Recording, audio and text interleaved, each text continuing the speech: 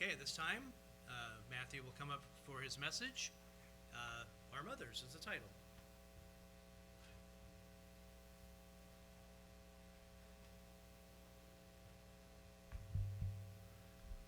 Hello. Who here had a mother? It's not a trick question. We all had a mother. And tomorrow is, of course, Mother's Day, which has been on the calendar for a long time. And yet we still sometimes find it creeping up on us, don't we?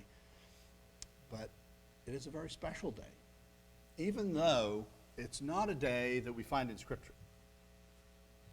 But that's okay.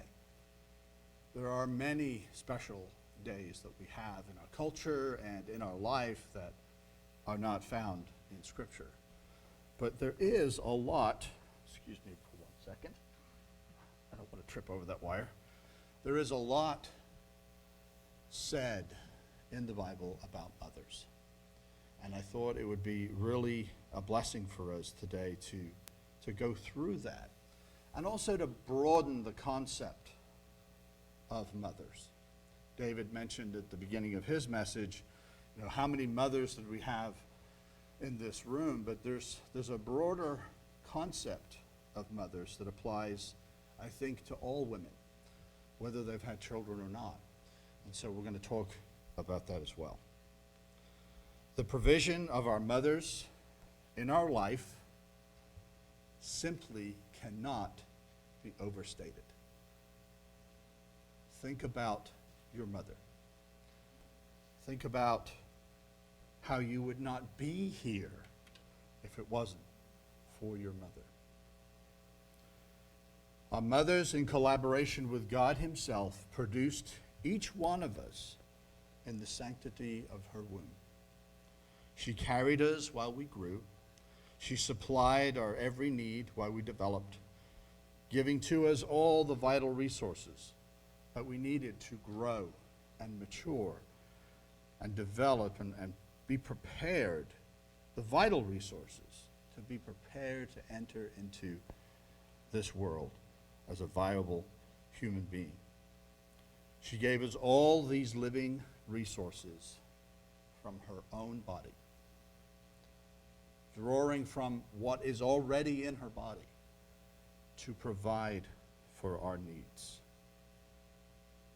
She was concerned about her health, but not for us, or not for her, but for us, as we grew and developed inside of her. And then, when she had finished this 9 months long, thereabouts, effort and work with all the back pain and the morning sickness and all the challenges that go with it, she entered into a period that we call labor, because it is work. And she labored to bring forth us into a new world. And the answer to our question, is there life outside of the womb, was answered, right? As she brought us forth into this new world to us and a new life into the world. She celebrated that moment. She celebrated perhaps with laughter, perhaps with tears of joy, but gladness, and always with deep love in her heart. And that bond of love is one that can never be broken. That bond of love is just basic, programmed. It's there. It cannot be made to be in doubt in most cases. And it cannot be removed no matter where we go or how far away we are from our mums, as we call them in England. And this should give us a clue. This level of love should give us an insight, because this love that our mother has for us, again, in most cases, is poured forth and we haven't done anything. We are, in fact, completely helpless. We can't produce anything. We cannot earn that love because we can't even move. We are put in one place, and that's where we're found. It's not many months later until we start crawling around and getting into things, and our mothers wishing that they had tied us down.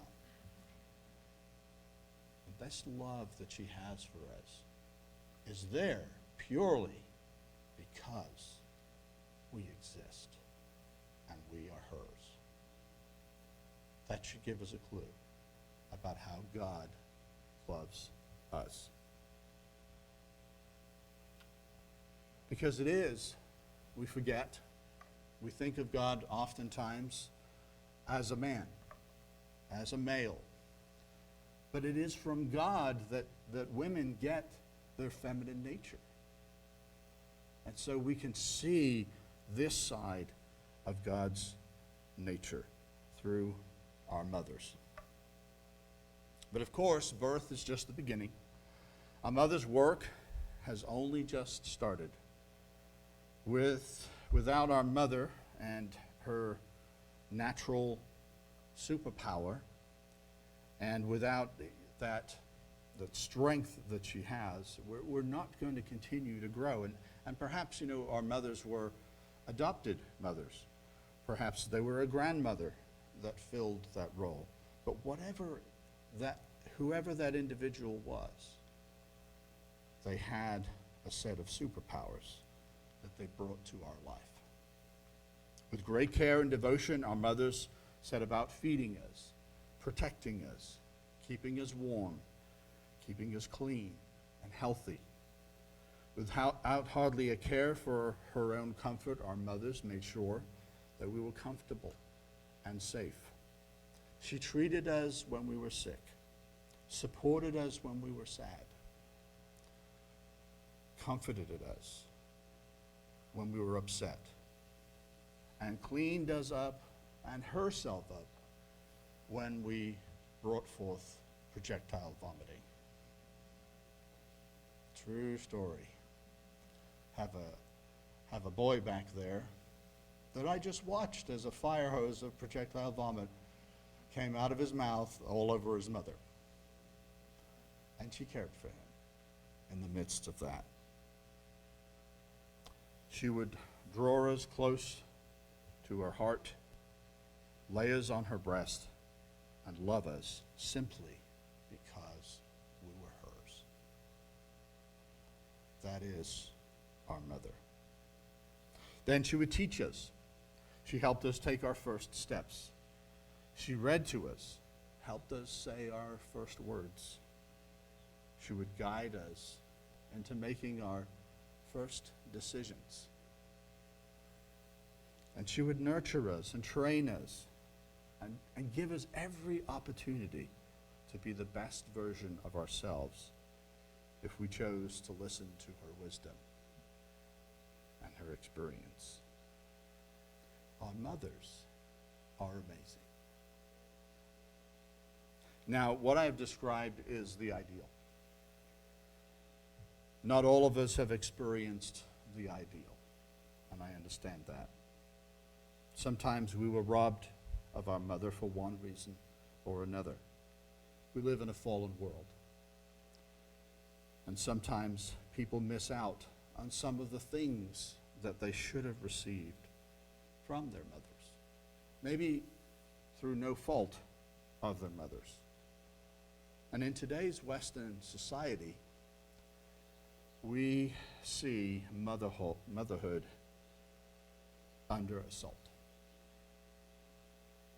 Motherhood and the value, the tremendous value of women in our society and in our community is under a savage and sustained assault, more than ever. The evil lies of transgender movement is destroying the understanding that we have in our society about the incredible and amazing nature of women and of mothers. In less than 100 years, we've gone for women achieving and fighting for and achieving rights that are natural to them as beings created in the image of God, to enjoying those rights, and now them being taken away in a twisted version of, I don't know what you call it, just a twisted version of reality. And we've arrived at this place that being a woman is just simply a decision. It's just a decision. No, it's not. This is a lie, and it is one that is destroying our society. Let me just go on record so that I can be banned from YouTube, and so that I can be, I don't know what else in the future. This is a lie. Only women, biological women, can be women.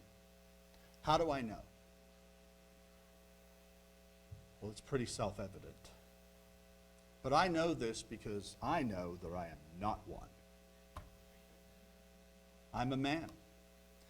And I know what it's like to be a man. I don't know what it's like to be a woman. I don't have a woman's body. I don't have a woman's mind and soul and spirit. I have a man's mind and soul and spirit. So I know. We all know intrinsically. But there is two genders, male and female. The other reason I know this is because of what God said in Genesis chapter 1 and verse 26. God said, "Let us make mankind, man and woman, let us make these humans in our image." And just think about that. We're in the image of God, and yet we can be two genders. Because that's the nature of God. He is the feminine and the masculine together, and he divided his nature amongst us. In our image and according to our likeness, and let them have dominion over the fish of the sea, and over the birds of the air, and over the cattle, and over all the earth, and over every creeping thing that creeps on the earth. What's missing from that list? I've talked about this before, and it's really important in this context. Man and woman have dominion over all the animals, not over each other, and not over other men and other women. So God created man in his own image, and in the image of God he created him, male and female. He created them. There's only two sexes. There isn't 12, there isn't 23. That'll get me blocked from YouTube for sure. It's easy, it's straightforward, it's obvious. It is what has brought about human civilization since the moment God created Adam and Eve. There are no other genders. A man is a man all the way down to what? The nucleus of his cells. It's in his DNA. A man carries one Y and one X chromosome. It's in our DNA. It cannot be changed, no matter what we do with hormones or surgeries or anything else. And a woman is a woman down to her DNA with two Y chromosomes. And that is the story of gender. That is the beginning and the end of that story. There's no medical process or treatment that can change this. God created us male and female, and it was good. It was good. No matter what else we do to our bodies, no matter how we think we are, this is the truth. Immovable, unchangeable. Why did God do this? did he do this? He wanted to have as many of us as possible. He wanted to create, through Adam and Eve, through male and female, the largest family that he could get. And that was the first commandment that God gave to Adam and Eve. God blessed them, he says, and said to them, "Be fruitful, multiply, fill the earth, subdue it." Be fruitful with two genders, not 23 or 12. Two. Have dominion over it.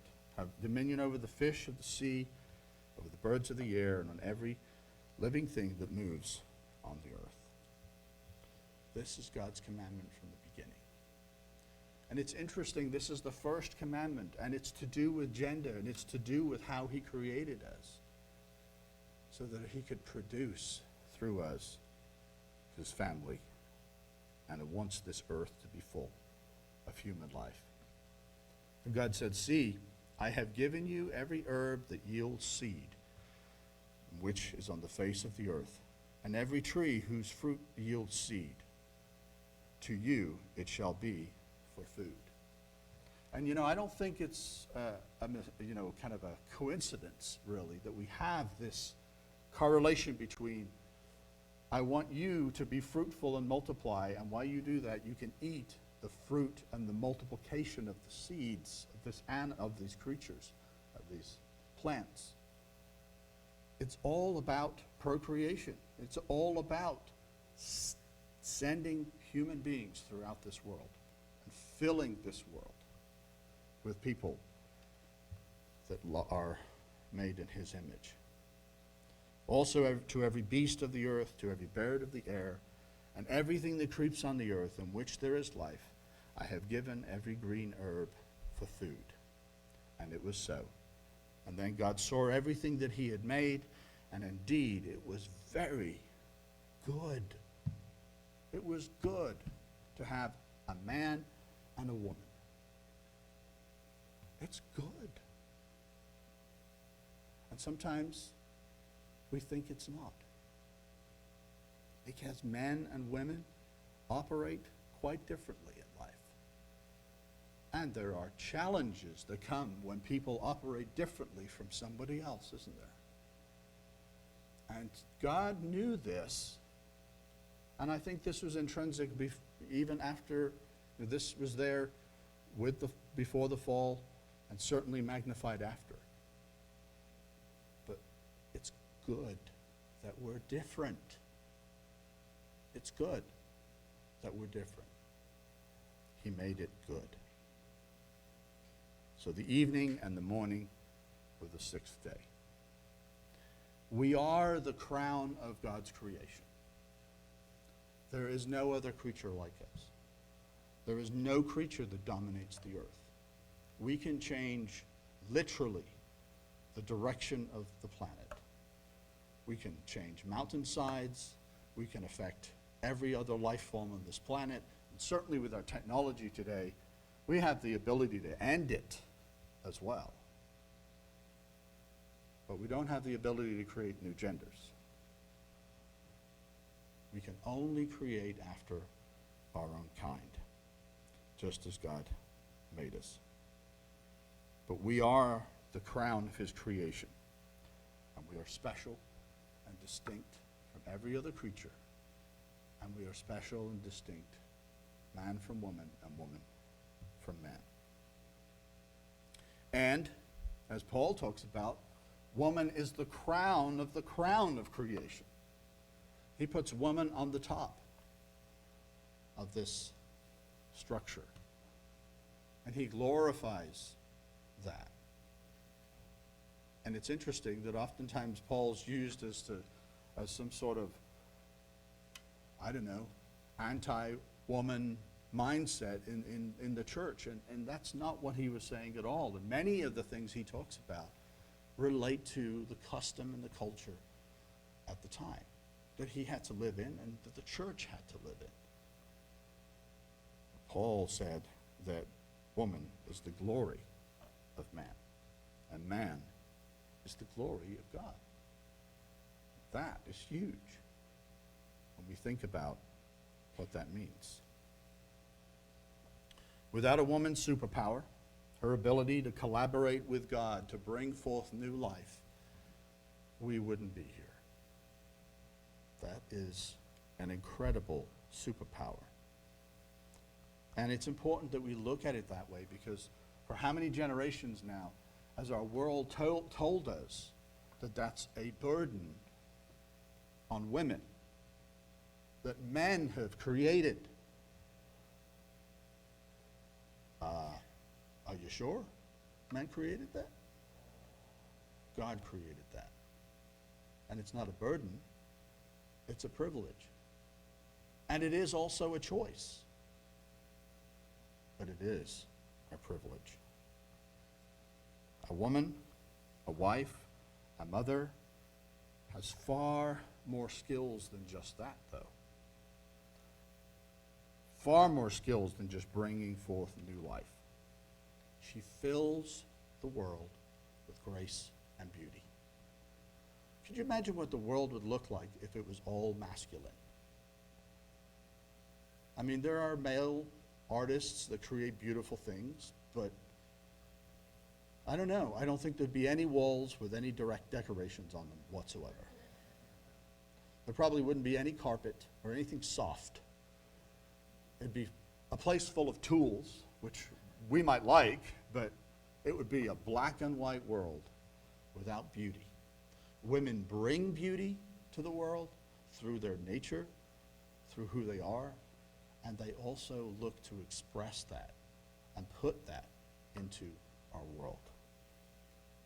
And through her strength, she tames some of the wildness of Adam. Not all of it. As most of you women probably know who are married, that you can't train all of it out of us. We're a little stubborn that way. Yeah, my wife's nodding her head big time.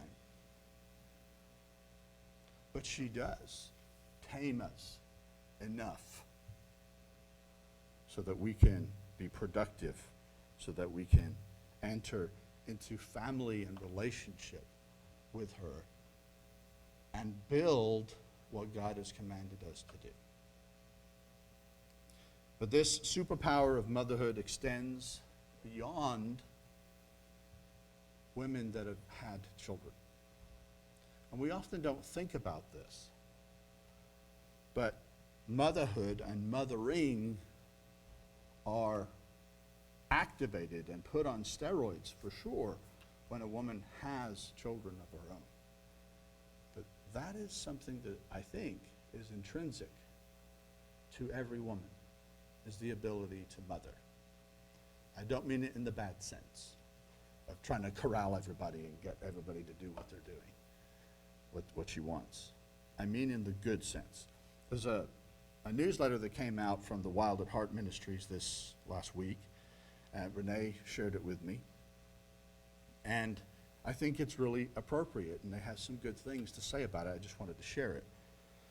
It says, as large as the role is that our mothers play, the word mother is more powerful when used as a verb than as a noun.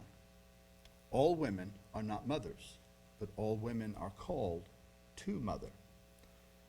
To mother is to nurture, to train, to educate, to rear. As daughters of Eve, all women are uniquely gifted to help others in their lives become more of who they truly are, to encourage, to nurture, and mother them towards their true selves. In doing this, women partner with Christ in a vital mission of bringing forth life. And then they have this interesting perspective on a passage that we have shared and we have heard so many different times from Proverbs chapter 22, verse 6. It says, train a child in the way that he should go, and when he is old, he will not depart from it. This verse they say, and I think they have a good point here, is not a promise about faith. It is not speaking of training a child to follow Christ or promising that if you do, the grown child will continue to follow him. Sorry. The proverb is about raising a child to know who he is and to guide him in becoming ever more himself in the way that he should go. Not in the way that you would like him to go, in order to validate you as a mother and as a woman, or you could even say as a father. It speaks of teaching a child to live from his heart, attuned to it, awake to it, aware of it. And when that child is grown, he will continue to live a life from the heart. It's about seeing who a person really is and calling him out to be that person. And I think that's a really interesting point that they present there, maybe a little different than what we're used to hearing. But I think we can see some of that playing out in the world today, with all of these young people having these gender identity issues. Are they being trained up and taught and guided in that deep way of who they are? I think the schooling systems and the educational systems, and of course, the media and all of their agendas are stepping in the way and maybe stopping parents from being able to do that in some cases, even if they wanted to. And so we see the fruits of that. And then they continue and they close this out, just a small passage, and they say, the impact on a life that has been seen and called out is dramatic and eternal. The nurturing of life is a high and holy calling. And as a woman, it is yours. Yes, it takes many shapes and has a myriad of faces. Yes, men are called to this as well. But uniquely and deeply, this calling makes up part of the very fiber of a woman's soul, the calling to mother. And I think I agree with the sentiments of what they're saying here. That there are characteristics, elements within every woman that allow her to mother, even if she doesn't have children herself. And we see that.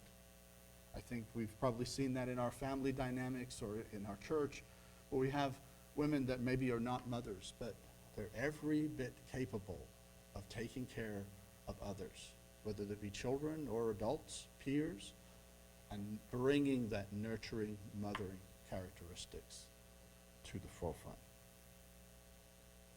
The power and the influence of women and mothers in our world, in our life, it cannot be underestimated or diminished. Take, for example, the passage we find in Proverbs 31. Very familiar passage, right? Who here thinks that a man wrote it? Because if you go through the list, what it talks about here is like, hey, this is the ideal woman. I mean, surely a man wrote out this list, right? Hey, wife, why don't you be like this list? Right? Wrong. A woman wrote this. A woman wrote this entire chapter in Proverbs chapter 31. Now, we also need to understand a little bit more about the context.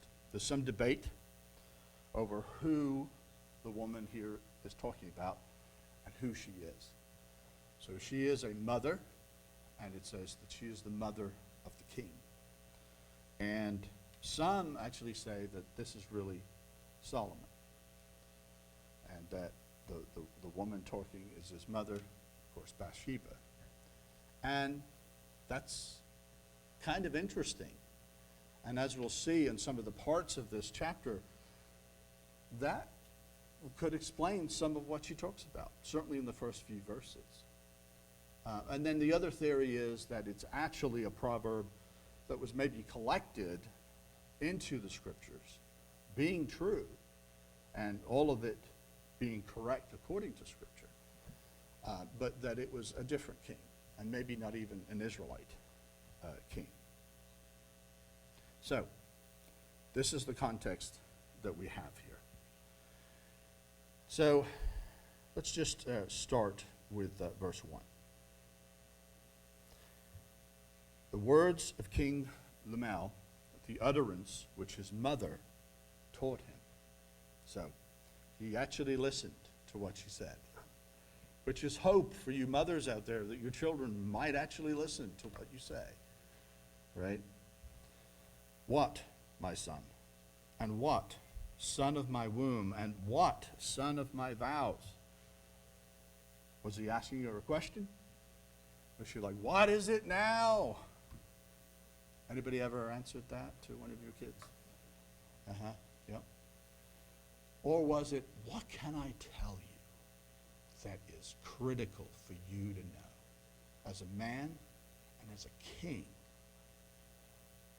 What can I impart to you? What is the most important thing that I can tell you or talk to you about?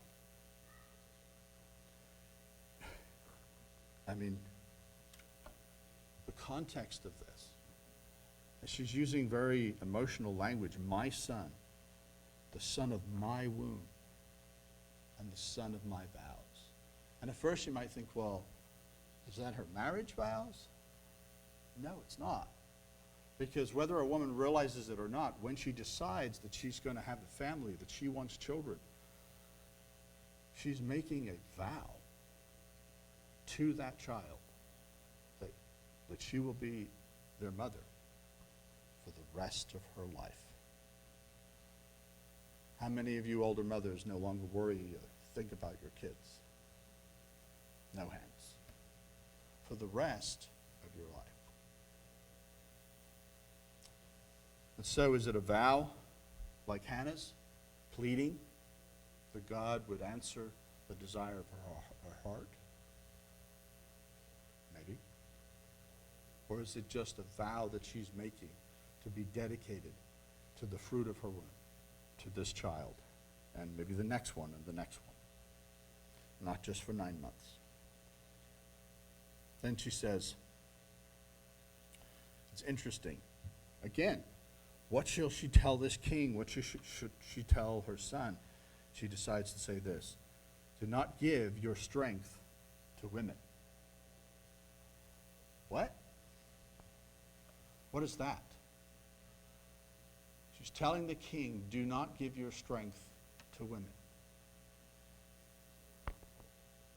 nor your ways to that which destroys kings. So, hold on a second. What is she talking about? Women destroy kings? You better believe they do. Women here could be translated as a harem, right? So, I think that's probably why some people say, well, this might be Solomon. He's kind of famous for his harem. What was it? 300 wives, 700 concubines? And she's saying, do not give your strength to women, nor to your ways to which destroy kings. It is not for kings, O Lemuel. It is not for kings to drink wine, nor for princes intoxicating drink, lest they drink and forget the law and pervert the justice of all the afflicted. So, what is she saying? I think she's comparing this means by which he could give his strength over to women and getting drunk. You see that corollary here. Now, maybe you women don't quite understand it, but you can be, to us men, as intoxicating as drink. Just a news flash for you in case you didn't notice. So is that what she's saying? I think so. And she is warning him about the dangers of both. The imagery here is not being in a relationship she's not talking about being in a relationship with a single woman in marriage. She's rather talking to a king who can have any woman he probably just wants to have, right? And what that can do to him, and how that can damage him and distract him from what? Justice for all the afflicted. Do we know a king that perverted the course of justice? Well, it may be this king's father, right? Because David gave his strength over to women, to the desire of a woman that was not his by marriage, not his by the tradition that they had of having a harem for the king. And what did it cause him to do? Forget God's law? Have a man murdered? Cover it up? Steve talked about this, I think, just recently, or somebody did. And so this mother is trying to tell her son, be aware of this danger. This is a great danger for you and for your people. She says, instead, you need to open your mouth. Oh, I think I've skipped a piece here. It says, give strong drink to him who is perishing, and wine to those who are bitter of heart. Let him drink and forget his poverty and remember his misery no more. And, you know, the image that I had was literally somebody's dying and they're not doing too well. Yeah, give them drunk. Get them drunk. Give them all the comfort you can give them. And we do that today. Only we don't use alcohol, right? We use medications to take away pain and to ease suffering. But she says, this isn't for you. You're alive. You're a king. You don't need these things. Open your mouth for the speechless.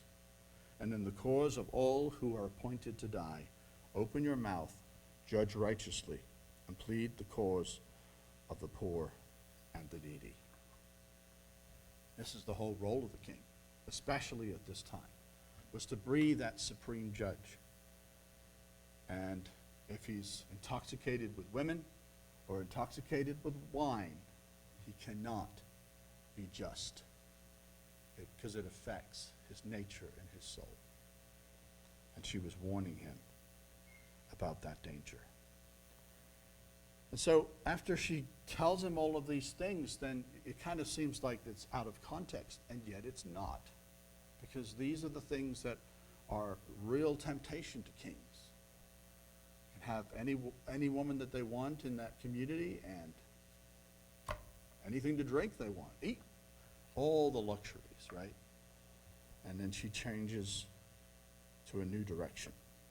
And she's encouraging him to do this instead. He says, who can find a virtuous wife? For her worth is far above rubies. The heart of her husband safely trusts her, so that he will have no lack of gain. She does him good and not evil all the days of her life. So, I don't know what the rest of you guys think of when you think of this opening part of the passage here. But I'm going to just throw something out that occurred to me. And I've seen this and I've heard this in conversations with many different men. One of the greatest fears that men have is the fear of abandonment. And it's not the only one, of course, but it's the fear of being abandoned. And here we have the mother of the king telling him to find a wife who he can trust, not to abandon him, not to go off with somebody else. Again, it makes you wonder, is this Bathsheba? Is she talking out of experience? Has she learned some things about herself and her involvement with David? And then she says this. She seeks wool and flax and willingly works with her hands. She is like the merchant ships. She brings her food from afar, and she also rises while it is yet night and provides food for her household and a portion for her maidservants. Now, at this point, many of you might be saying in your head, many of you women might be saying, well, I don't create clothing. I can't do that. That's not my skill. And maybe you're not the world's greatest cook. And maybe you're not a merchant that brings all these things from afar. And maybe you're just thinking, if this is the list that I have to live up to, then it's not going to happen. Right? You might be thinking that. Well, I think the truth of what is really being said here is these are examples of the kinds of virtues that this woman has.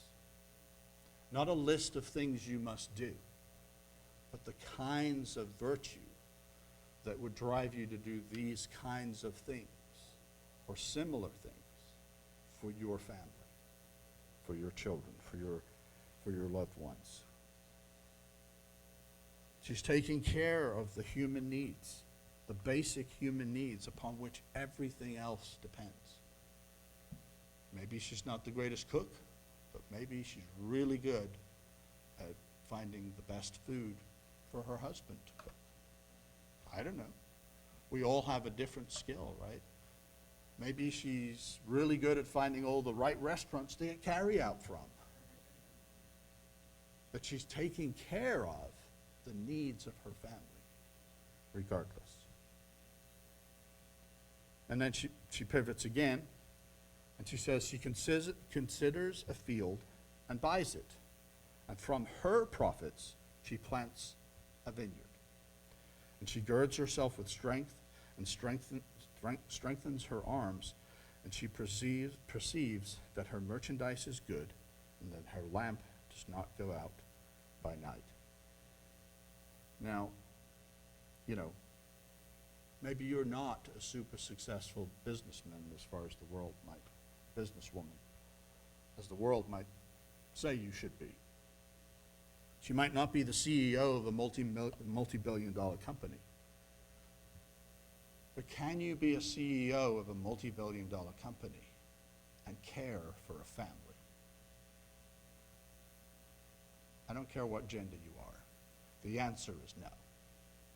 You sacrifice everything to get there and to stay there. And that's not the choice that she made.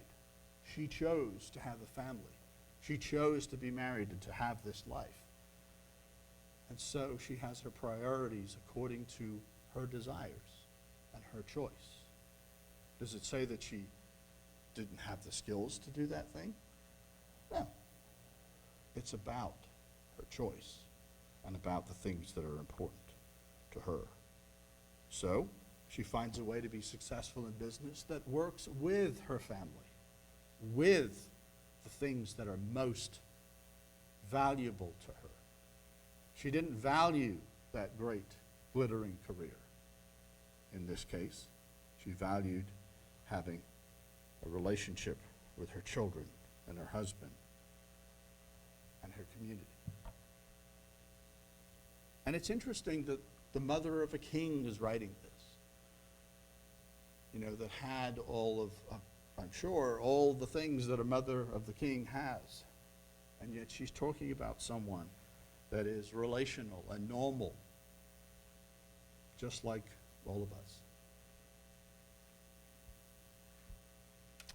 It says she stretches out her hands to the distaff, and her hand holds the spindle. She's productive. She's effective in what she has chosen to do. But in the middle of all this work, she doesn't forget who she's doing it for. And it's not all sacrificial. She can do it for herself because she enjoys this. Why did she buy that field to plant a vineyard? She likes grapes. She wants to have a vineyard. She could have easily planted something else. Still her choice.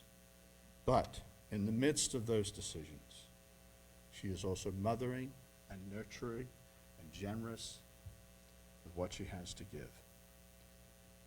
The king's mother says that she extends her hand to the poor. Yes, she reaches out her hands to the needy. What is that an example of? Mothering others that are not her children, because it's a natural skill and ability that God has given women. She is not afraid of snow for her household, for all her household are clothed with scarlet. She makes tapestry for herself. Her clothing is fine linen and purple. So, she's not afraid of the weather because she's provided for her family. Her kids are not going to be cold. They have the right clothing. She's taken care of everybody's needs. And then she fills the world around her with beauty. And she clothes herself in fine linen and purple. Why does she do that? Because she wants to. Newsflash, ladies, you can spend money on yourself. It doesn't have to be all for the family. It doesn't have to be all for the kids or the husband. It can be for you. For you to adorn yourself with beautiful things. And we're grateful for this. As I said at the beginning, if it wasn't for women in our world, in our life, it would be absent of a tremendous amount of beauty. And that of itself is reflective of God, isn't it? When we can just see the incredible beauty that He created in the world, and the majesty of the mountains, and the rolling hills, and the beauty of all of creation. And woman is like Him in that way. Her husband, guess what? He's famous. He's known in the gates. By the work of his wife, the husband is respected. That's a pretty cool superpower. It's good for us guys because, of course, we didn't have to work quite so hard to make a name for ourselves. And I wonder if it comes from a sense of, well, maybe that guy might be special after all, or have something of value because have you seen his wife? She's amazing. So she must think that he's worthwhile. That's just my theory on it. But the wife's character supports, strengthens her husband so that he is known in the community. She makes linen garments and sells them. She applies sashes for merchants. Strength and honor are in her clothing, and she shall rejoice in the time to come.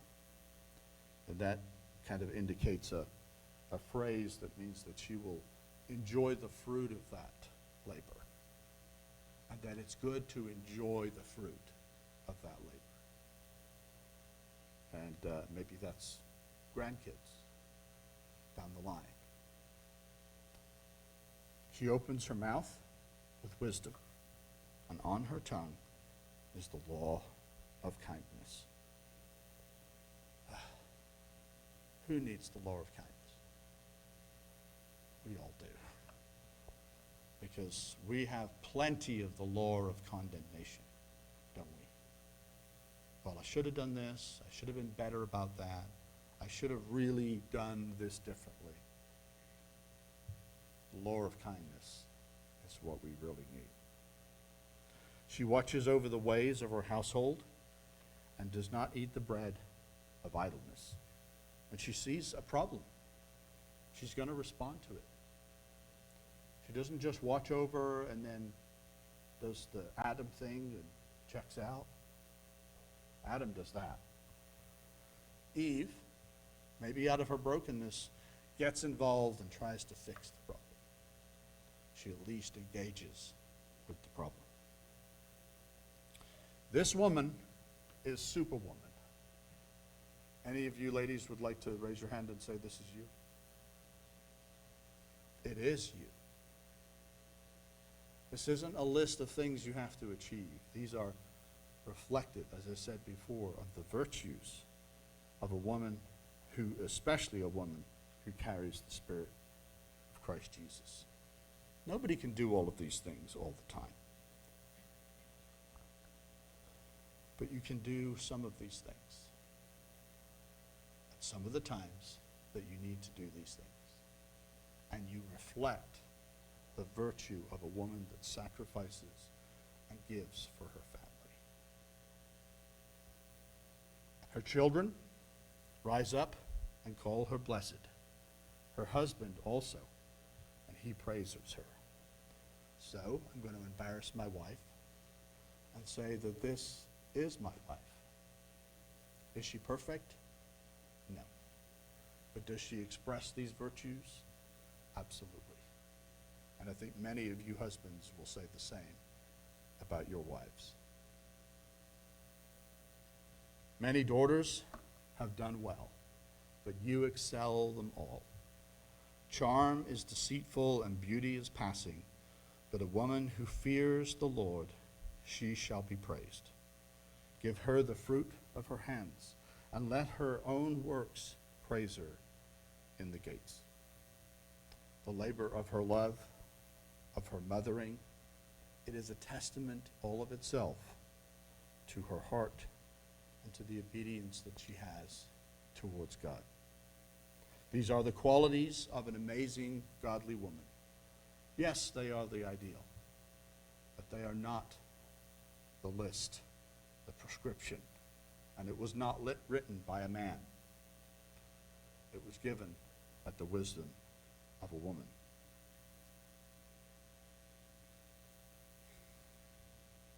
It is an example of a mothering heart that God has placed in each one of our amazing women, the daughters of the King. And I do not think it's a coincidence that in the last chapter of Proverbs, we find, in this last part of Proverbs, we find this chapter, because this is the last word on womanhood. It is the last word on life and the story that God is telling through the role of women in life. In Ephesians chapter 5 and verse 25, Paul says, "Husbands, love your wives, just as Christ also loved the church, and gave himself for her, that he might sanctify and cleanse her with the washing of water by the word, that he might present her to himself, a glorious church, not having spot or wrinkle or any such thing, but that she should be holy and without blemish. So husbands ought to love their own wives as their own bodies. He who loves his wife loves himself. For no one has ever hated his own flesh, but nourishes it and cherishes it, just as the Lord does the church." And it's interesting. You look at the things that Paul chose to pull out. And one of these things is, and I never looked at it quite the same way before, but Jesus does all of these things for his bride, for his wife, for the mother of his children, the church. He does all of these things for her so that he can present to her himself this glorified, beautiful, virtuous woman and wife. And he asks husbands to do the same with our wives, to present her and treat her and act in relationship to her as though this is who she is. Because it is, of course, who she's called to be. He says, "For we are members of his body, of his flesh, and of his bones. For this reason a man shall leave his father and mother, and be joined to his wife, and the two shall become one flesh. This is a great mystery. but I speak concerning Christ and the church. Nevertheless, let each one of you in particular so love his own wife as himself, and let the wife see that she respects her husband. Many of us have been blessed to have been born of such a woman as this. Many of us have been blessed to have married such a woman as this. That is all together, as the bride of Christ, endeavor to be a woman such as this.